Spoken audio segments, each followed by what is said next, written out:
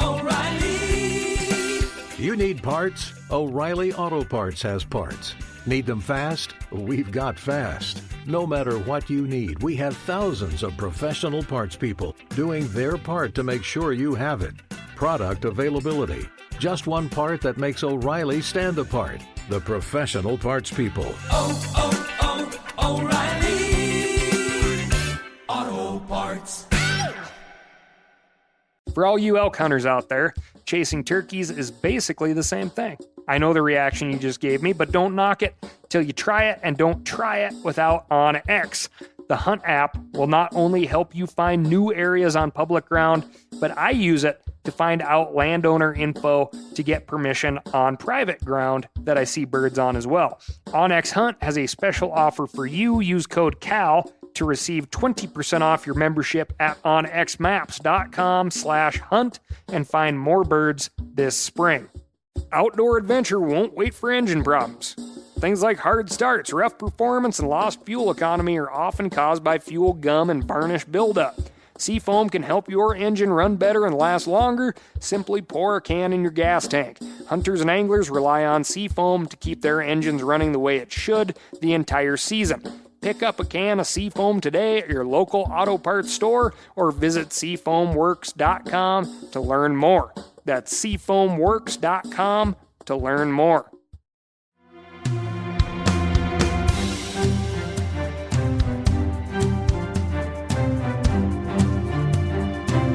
From MeatEater's World News Headquarters in Bozeman, Montana, this is Cal's Week in Review with Ryan Cal Callahan. Now, here's Cal. An ecologist, Meredith Root Bernstein, at a zoo in Paris recently observed Visayan warty pigs using tools during their nesting process. The Visayan warty pig is a critically endangered native to 6 Visayan islands in the Philippines. Although, due to habitat loss and hunting, the Visayan warty pig currently can only be found on 2 of the 6 Visayan islands. There are only an estimated 200 left in the wilds of the Philippines, but among those, they have been observed rolling objects against electric fencing to see if the fence is live or not. The pigs, a group of pigs is called a sounder by the way, would roll rocks against the fence and listen for that telltale tick, tick, tick sound of the electric pulses grounding on the rock. If the rock hit the fence and it didn't make the tick, tick, tick sound, the pigs would move through it. But if the fence ticked, the pigs would move on, potentially saving their bacon from a painful shock. If that observation is accurate and the conclusion correct, it doesn't sound like a big stretch that a pig would be able to move some dirt around with a stick, which is what they've been observed doing. Tool use in animals is always an interesting topic, as the ability to use tools has long been considered a part of what makes us human. Now, the sample set that our ecologist observed is very small, and the tool use was witnessed under the unnatural conditions of a zoo. But this observed behavior may mean that we still don't know all there is to know about an animal humans domesticated some 11,000 years ago, which I think is pretty neat. Not to mention the fact that an ecologist with the maiden name of Root found pigs using tools.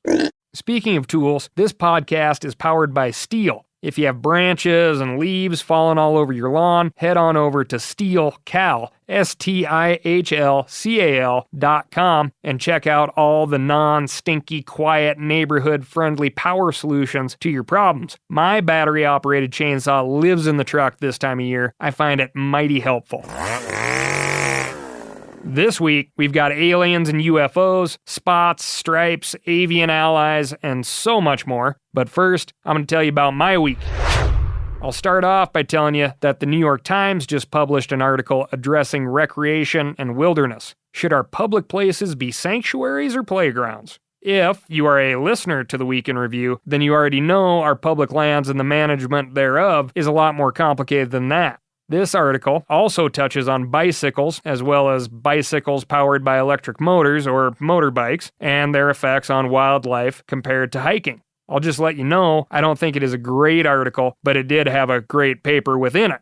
A meta-analysis of recreation effects on vertebrate species richness and abundance. This paper was published in August of 2019, and it's a good one. Well done. I encourage everyone to look it up and read it. People have an effect on wildlife just by being out in the woods where wildlife live. No different than if a mouse walks through your living room, the mouse has an effect on you where you live.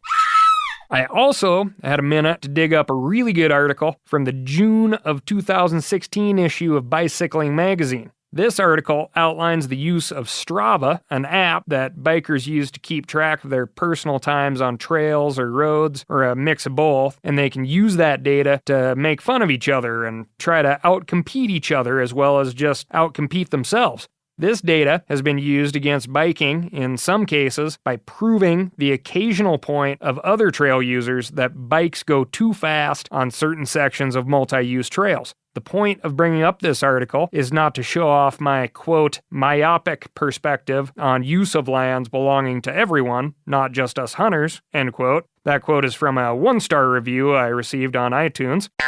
But not that.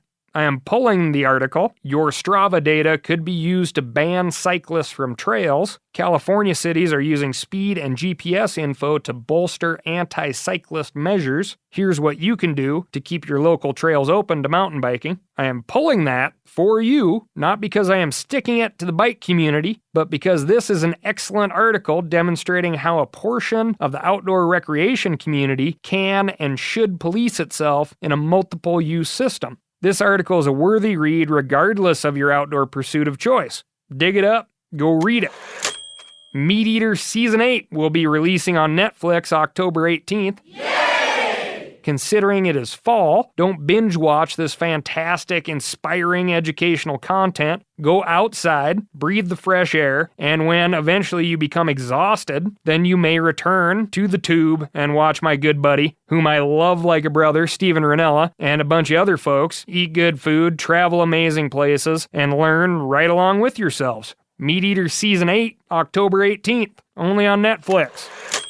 And finally, to wrap up the housekeeping, thank you so much to everyone that read the story about my New Mexico elk hunt, love, and loss at themeateater.com. Many of you reached out on Instagram and through email at askcal@themeateater.com to tell me about your own experiences and how those experiences have shaped you as hunters, conservationists, and people. Really good stuff. So thank you. I appreciate it more than you know. I apologize for not being able to return everybody's emails and messages. If you have no clue what I'm talking about, I lost all the meat from my elk on a recent hunt in New Mexico. If you've never been through that experience, it is a terrible and tragic thing. One angle a listener and reader brought up that got my wheels turning is a real head-scratcher, and it has to do with food waste. According to the Natural Resources Defense Council, the average American throws out a combined 400 pounds of food per year between restaurants and at-home food waste. The USDA estimates that in 2010, a cumulative 133 billion pounds, or $161 billion worth of food, wound up in the landfill. Now, I would wager that this cumulative food waste happens, for the most part, without us consumers thinking of it. In my case of food waste, I was basically slapped in the face and nose with a conservative 220 pounds of once edible, now rotten elk, all in one stinky lump. Now, waste is waste, and one figure doesn't justify or make the other figure easier or acceptable, but I would wager that if everyone had to take stock of their own food waste in a face-to-face sort of way, a sort of smelly, shameful New Year's ritual, we'd all be a heck of a lot more conservative with our dinner plates, bulk purchases, and shot placement. I think about food a lot, to the point that I may just get more enjoyment out of the cutting, packaging, planning, and sharing of meat than the hunting of meat itself. Possibly. I think about how people used to procure food versus how they procure food now, or how they will procure meat in the future. The discussion of how we'll begin to colonize Mars has got me to thinking. A planet where literally nothing is foraged, hunted, or even grown out of native soil leaves humans eating lab-grown meats, spawned in vats, and insect protein. I am all for new things, but I will hold off on the Mars menu until, I end up on Mars. To be clear, I am all for space exploration and the idea of discovering life beyond ours, but it is so much more convenient when the space life comes to us. O'Reilly Auto Parts are in the business of keeping your car on the road. O'Reilly Auto Parts offer friendly, helpful service and the parts knowledge you need for all your maintenance and repairs. I don't know if you stopped in at an O'Reilly lately, but I use one because we have one right not too far from my house. People there are super helpful. I don't care if I'm getting boat batteries, car parts, whatever. Love those guys. They got thousands of parts and accessories in stock, either in-store or online, so you don't have to worry if you're in a jam. The team at O'Reilly Auto Parts can test your battery for free, in or out of your car. If it needs to be replaced, they'll help you find just the right battery for your vehicle. If you need your windshield wipers replaced, a brake light fixed, quick service, they'll help you find the right part or point you to the nearest local repair shop for help. Whether you are a car aficionado or an auto novice, you will find the employees at O'Reilly Auto Parts to be knowledgeable, helpful, and best of all, friendly. The professional parts people at O'Reilly Auto Parts are your one-stop shop for all things do-it-yourself auto. You can find what you need in-store or online. Stop by O'Reilly Auto Parts today or visit us at O'ReillyAuto.com/meateater. That's O'ReillyAuto.com/meateater. For all you elk hunters out there, chasing turkeys is basically the same thing. I know the reaction you just gave me, but don't knock it till you try it, and don't try it without OnX. The Hunt app will not only help you find new areas on public ground, but I use it to find out landowner info to get permission on private ground that I see birds on as well. OnX Hunt has a special offer for you. Use code CAL to receive 20% off your membership at onxmaps.com/hunt and find more birds this spring. Now, a lot of you guys are familiar with the old hunting tradition of eating, some organ, the heart or a chunk of liver off the first animal you kill. I had that when I was a little kid, and it was a big deal. Organ meats were always prized by frontier people who knew the importance of getting a lot of different minerals and nutrients. And as often is the case, those guys were onto something, because organs are among the most nutrient-rich foods on the planet. And you can get the same benefits your ancestors craved via convenient daily capsules from Heart and Soil, made exclusively from regeneratively raised, grass-fed, and finished cattle. Heart and Soil's unique freeze-drying process means all those important nutrients are trapped in, ensuring you experience every one of the benefits of nature's superfood in a clean, convenient, taste-free capsule. Find out more at heartandsoil.co. And make sure to use code MeatEater for 10% off your purchase. That's heartandsoil.co. Use the code MeatEater. Plus, recently, a couple of New Mexico elk hunters had a run-in with, quote, oddly clothed, very tall figures with strange heads and a large white object. This all happened outside of Taos, New Mexico, near Pot Mountain. Pot Mountain is named after pottery, not the drug. The two men, aged 41 and 26, had gone out to locate elk prior to the season. That first morning, one of the men found what at first glance appeared to be two other hunters in the area. Although only 35 yards away, the two figures managed to give him the slip before he could close the distance and talk to them. Later, he described to his hunting partner that the figures were too tall and their heads were too big to be hunters. That next day, the two men headed out to explore the rest of the zone as they were still elkless. While driving the roads of their zone to determine why the elk were not present, they noticed a large white tent-like structure. As they were driving past the structure, mid-debate on what its purpose was, they lost sight of it as the road dipped. And, just like the figures the prior day, when they got to where the tent should be, it was gone. Furthermore, the two explored the area where the tent had been, and the area that should have shown the normal signs of a camp were completely untouched. This is not the first time hunters have reported strange encounters. In Idaho, another group of hunters back in 2000 reported a gigantic triangular craft that passed over their campsite. Two of the hunters even got a look at the object through their binoculars. The question always comes up as to what is the credibility of the witness. Who is involved in these encounters? Is it trustworthy? Joe Rogan, episode 1361, features an interview with a former Navy pilot who had a documented experience involving a UFO. We can take that account as credible, as this was an incident reported by one of our best, and the U.S. government. Top men. If you're a skeptic, keep in mind UFO just means unidentified flying object. We saw something and we don't know what it is. The reason I take the New Mexico bow hunters account as credible, as in these guys saw something they can't explain, is based solely on the fact that they gave up their public land hunting spot, and they aren't getting anything out of it. No money, no fame. They fully admit in the article from the Taos News that there are always elk in the Pot Mountain area. That's why they stuck around, and that's what made them go a little further and look a little deeper in the area than they normally would have. They blew up their honey hole for no reason. And that's what gives these two credibility. The only hole in their story, as far as I can tell, is when the older hunter, the 41-year-old, described the two could-be hunters, he said their heads were too big, leading me to believe he either hasn't been hunting that long or doesn't have an Instagram account. Moving on, with a couple of quick hitters from our What Animals Teach Us desk.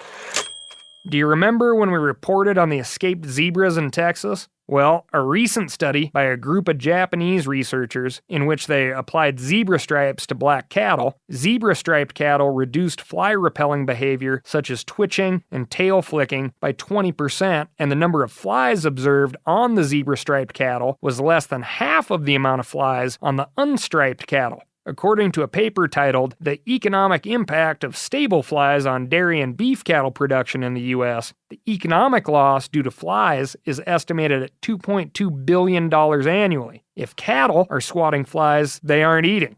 Currently, in order to combat flies, pesticide sprays or powders are used. In theory, a non-toxic paint could replace all those pesticides, and hey, if it works for cattle, think of the DEET and mosquito-free summer scene in a fashionable human application. Time to invest in that spray tan technology.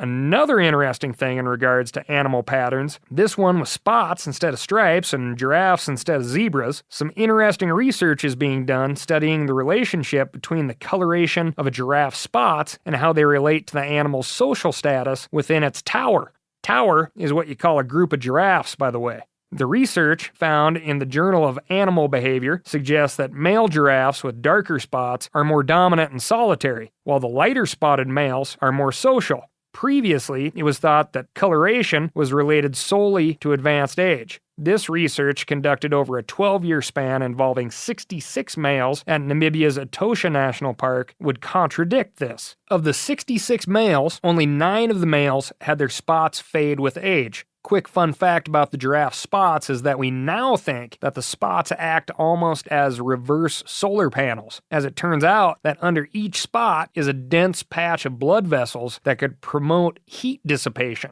If that's not cool enough, no pun intended, giraffes have valves within their veins that prevent blood from rushing to or from their heads as they maneuver their 6-foot-plus long necks from ground height to tree height. Additionally, the veins and arteries in the legs of a giraffe are actually smaller in diameter and thicker walled in order to prevent blood from just following gravity and pooling in them. But back to the social experiment. The solitary dark-spotted males and the social light-spotted males deployed different mating strategies as well. The dark-spotted males would travel from tower to tower, spending the periods in between towers alone, and the light-spotted males would stay in the towers with the females at all times. The dark-spotted giraffe was the dominant male while in the tower, but when he was gone, the light-spotted males could mate with receptive females, which again, they never left. The dark-spotted giraffe, the original tall, dark, and handsome, mysterious stranger, would often show up to new towers only to find they did not contain a receptive female. But when the tower did contain a receptive female, the dark-spotted dominant male was allowed to mate. You can come to your own conclusion on what's the best mating strategy. I am sure you already are. I think for our own social experiment, those of us in the single scene should use the giraffe as an example of what you're looking for in a potential partner, not the fictional unicorn. For my bold listeners, maybe try this out and let me know how it works for you. hey, I'm looking for someone social and fun to hang out with, a real light-spotted giraffe. Or maybe you're more of a risk taker, not afraid to be alone, so you're looking for that dark-spotted giraffe. You get it. Let me know how it works out. Moving on to our California desk. I'm beginning this segment with a disclaimer. I'm not beating up on California or Californians when I feature California content. I've spent a lot of time in the state. I have a lot of folks from California that send me articles, and with the exception of one really odd run-in at a bar, possibly in Carlsbad, the winter of 11-12, that involved Junior Seau, and for the record, he and his table were behaving very appropriately. Also, for the record, one of my friends had to make the point of saying, hey, pro football guy over there. Then, there were a bunch of wickedly intoxicated Sunday football fans who were definitely not behaving, and some of which were definitely interested in fighting only people of my size. Aside from that incident, I have had nothing but pleasant experiences in the state of California, and I mean ill will. So, that being said, we are going over to our California desk to talk about rodent removal, rats specifically. Back in June, California EPA officials sent out an email alerting everyone that the use of a second-generation anticoagulant poison would be used in a courtyard to control growing populations of rats. This courtyard was shared with the daycare center for the government facility. And it was the daycare center that had to basically keep the kids inside due to the amount of rat urine and feces found on and in the play equipment. Now, if you remember from our earlier episodes of Cal's Week in Review, I talked about how mountain lions had been found with rat poison or poisons associated with rat poison in their system. The anticoagulant poison does not kill immediately. The rats or gophers or whatever critters eat the rats or gophers tend to wander around before expiring, giving other animals more opportunity to eat what they see as easy prey in a doped up rat. This is not new or uncommon. This is why poisons are known as indiscriminate killers, and the use of poisons should be closely monitored, which the state of California has done by restricting the use of second-generation anticoagulants to licensed professionals. California EPA received some 243 pages of emails ranging from outrage in regards to the use of rat poison to outrage in regards to not strong enough poison used, and a few that even offered some alternate solutions. These are quotes removed from emails from Owls for Peace, courtesy of the Sacramento Bee, sent to Cal EPA Undersecretary Serena McElwain. Quote, although we recognize you may have found an affordable owl rental contractor and not thought to inform us, we would rest easier in our minds if we knew, with certainty, that our keen-eyed avian allies were swooping down soon against the rodent menace. Should you be considering the vicious mongoose, however, we would suggest you reconsider. They are unreliable. That's all I've got for you this week. Thank you so much for listening. If you're liking what you're hearing, tell a few friends. Maybe even that dark-spotted giraffe at the coffee shop. If you want to write in and let me know how I'm doing, do so at AskCal, that's ASKCAL, at themeateater.com. Drop me a review wherever you can by hitting that furthest right-hand star, and I'll talk to you next week.